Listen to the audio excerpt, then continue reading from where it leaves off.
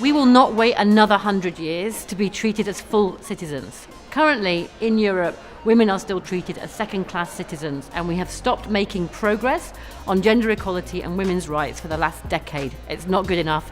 It's time to change.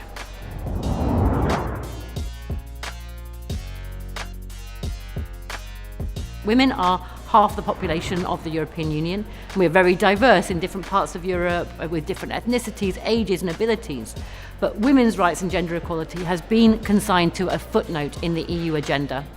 This is the first thing we'd like to see change, and we think in the European elections coming up next year, we want to see women's rights and gender equality put back at the centre of the EU political project. We want to see women as candidates, as voters, mobilised to support the European project, a European project that puts women's rights at its centre. We just have an overrepresentation of one particular group, typically pale, male, stale politicians. It's time to change that. It's time to transform our democracies, to renew our political system, and women have to be at the heart of that. Certainly the visible face of resistance to rising right-wing populism in Europe is women's resistance.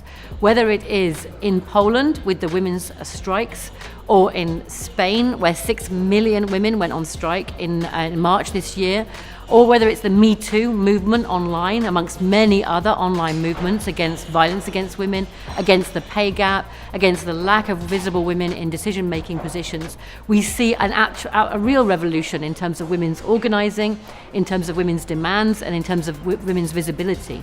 We need to translate, I think, that anger, that fury, that humour as well, and that energy into political transformation as well. And that's what we think the European elections offer, an opportunity really to galvanise and mobilise women, especially younger women who have been traditionally not turning out to vote in the European elections, to demand that Europe does much more for women's rights.